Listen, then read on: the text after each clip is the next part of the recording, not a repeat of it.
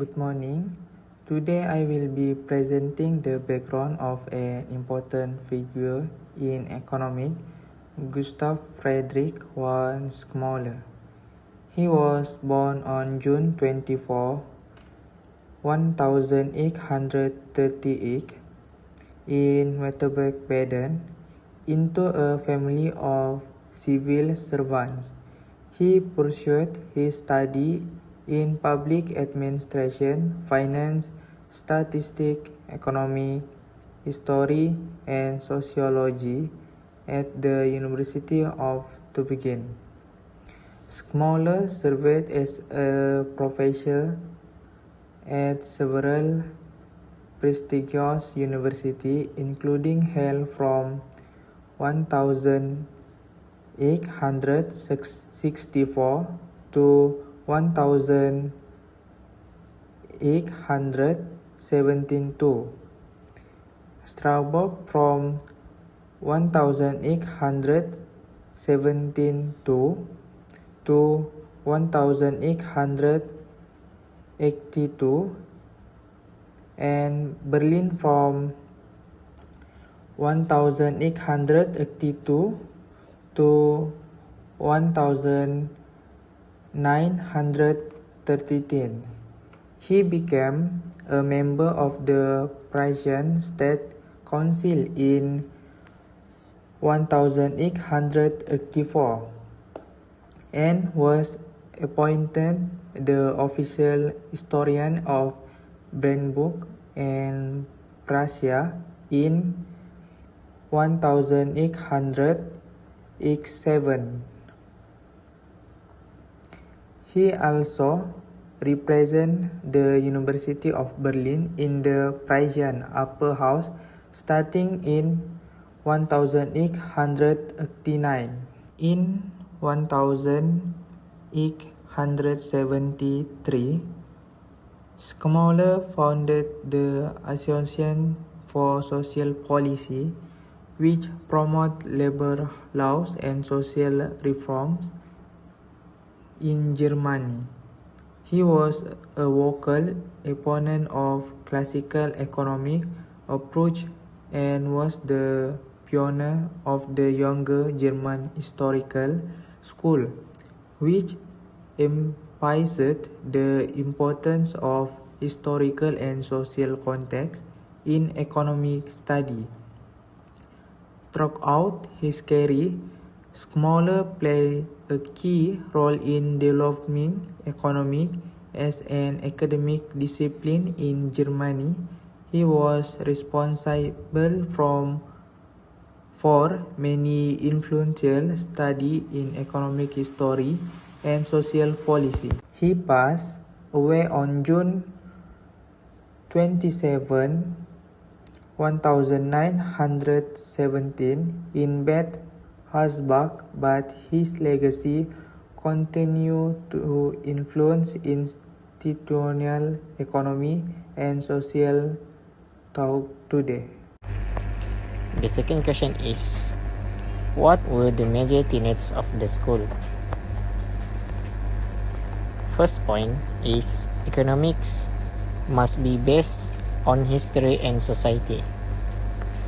According to Gustav Schmoller, economic theory must be based on historical and social context, not abstract universal laws.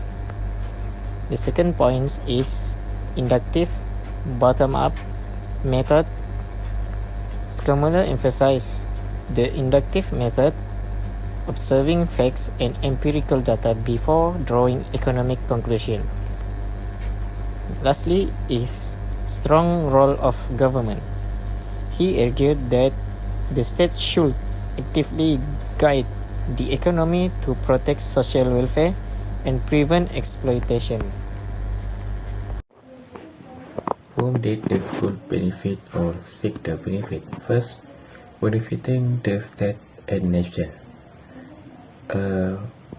National interest is economic policy should be crafted especially for the unique historical and institutional context of Germany, rejecting the universal laissez-faire principle of British classical economics. Second is a strong, unified state. They emphasize the central role of the state as the ultimate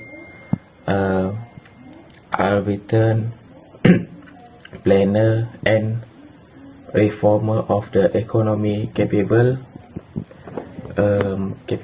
of guiding national development and industrial growth. The second is benefiting the working class. First, social reformer. The group often nicknamed Carter the Socialist, that is socialist of the chair, for being university professor who advocated state intervention from the Association for Social Policy in 722. Specific goals means their aim was to raise, educate, and recognize the lower classes on the basis of the existing order. So this slide explains the major question number 4, which is how the German historical school was valid, useful, and correct during its historical period. So for the context of the time, in the late 19th century, Germany was experiencing rapid industrialization and urbanization. This situation created serious social problems such as poverty, inequality, and poor working conditions. Why it was useful? The German historical school was useful because it focused on empirical research. It studied real-world data like wages, labor conditions, and social structures, that making economic analysis more practical and realistic. So for the correct approach for its time, the school was correct in its approach because it emphasizes the importance and institutions such as government policies, laws, and labor unions. It viewed economics as closely connected to society and ethics. The impact and importance. These ideas influence early social welfare policies, including worker protection and government intervention. This helps stabilize society during a period of major economic change. All in all, the German historical school was valid and useful because it matched the historical context of its time, offered practical solutions, and emphasized social responsibility in economic thinking. So this is core of our discussion, the lasting contribution of the German historical school led by our main thinker, Gustav Schmoller. So the first contribution is methodological contribution, historical and institutional focus. Schmoller and his colleagues fundamentally rejected the idea of universal economic laws. They argue that you can't treat economics like physics. It doesn't work the same way everywhere. So they insisted that economics must be understood within its specific history and culture. This contextual approach laid the foundation for modern institutional economics, teaching us that institution matters. The second one, the Gustav's contribution is the policy approach, the welfare state.